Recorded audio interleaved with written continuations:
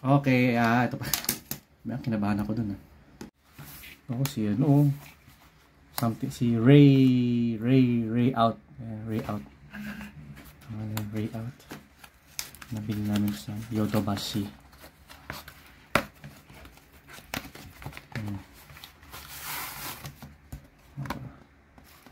Naman.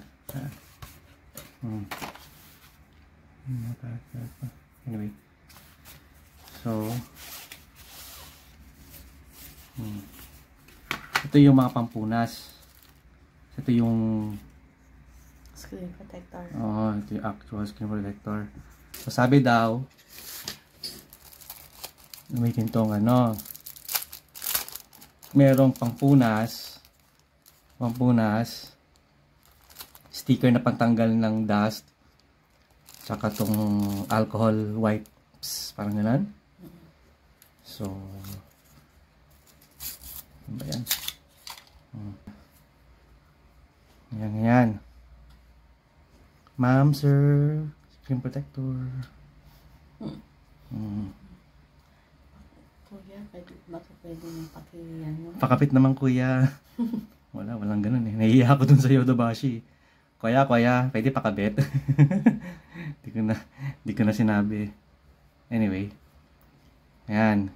Tapos, once na nalinis na yan, punasan. Punasan natin. Ayan. Punasan. Tapos, kung may dust. Kung may dust daw, kung wala naman. Ganito dito, ganyan. Sorry, tawa ako sa shape. Anyway. So, hahawakan mo yata dito sa gilid. Para dito? Hindi siya... Tapos hihilahin to. Tapos hihilahin. Hilahin to ganito. Dahan-dahan lang daw, baka mapunit yung plastic. Tapos ipapress mo. Tapos dito, pang ganun.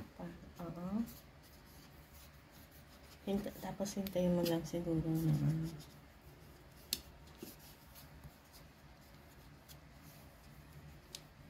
Tapos, okay, gets ko na. May isa pang plastic si babaw, yung hihilain mo. So, dalawang plastic siya. Okay. Okay, ito pa. Kinabahan ako dun.